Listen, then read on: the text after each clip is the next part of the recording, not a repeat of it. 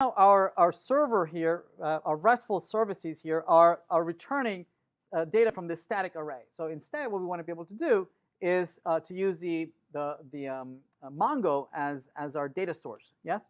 We had some code here, right? That loaded Mongoose, right? It started connected to the database, right? So let's resurrect that code.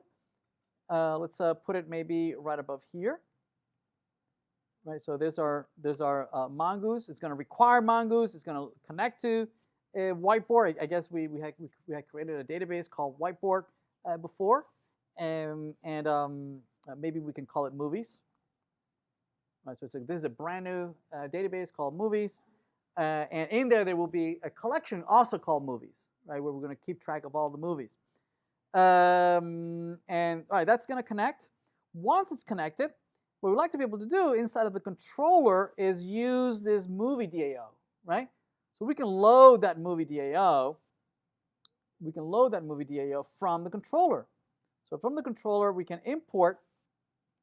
We can import the DAO. We can say const movie DAO is going to be require it's going to go up and then down to DAOs and then down to movie DAO. There we go. Right. So what we're going to do here is that we'd like to be able to do is that to get a hold of all the movies, instead of doing this JSON over here, right, we're going to use the DAO, the movie DAO dot there is a find all movies. See that? Which is going to return what? Return a promise.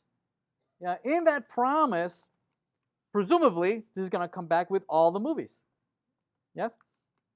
And what we're going to do here is that we're going to respond back to the client, whoever's asking for it, who's going to return the list of movies, which is no longer going to be this array.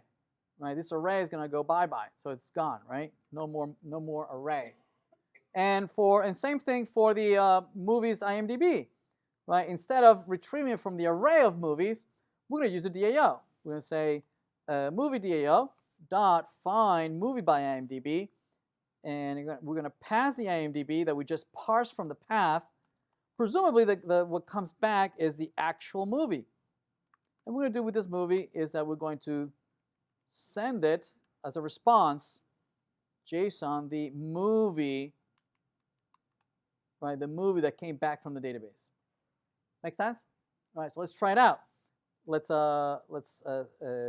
stop our server. This is our server. Let's start our server. Okay, and let's try and hit our server. Refresh. Notice that it's null because presumably there are no movies in our database, right? Same thing if I ask for all the movies, right? Presumably it comes back with an empty array. Makes sense. There are no movies. That's fine. Let's insert a couple of movies, right? So let's go to our Mongo instance, and let's show the database. So show DBs. There are no DBs, so let's use movies. That's the database presumably that we're connecting to, right? And we're going to show collections. There are no collections.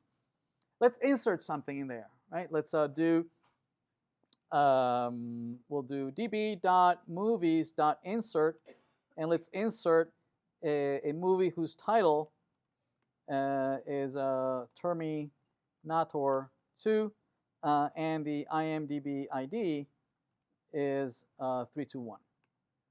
Let's close that. All right, let's insert. All right, so now we should have a collection. We do a show collections. We do have a movies collection. We can say db.movies.find, and we have that movie. Yes? If you go back to the URL and we press on that, notice that indeed now we have the array of that particular movie we just inserted in there, right? So we have successfully, exposed the data model that we have stored in Mongo. We have exported to the rest of the world. We can also retrieve it by IMDb. So we've passed the IMDb. It returns that one movie. Make sense? All right, so the next thing is that we need to tie this right to the client. The client needs to be able to come here and interact with this data model. So let's see if we can do that next.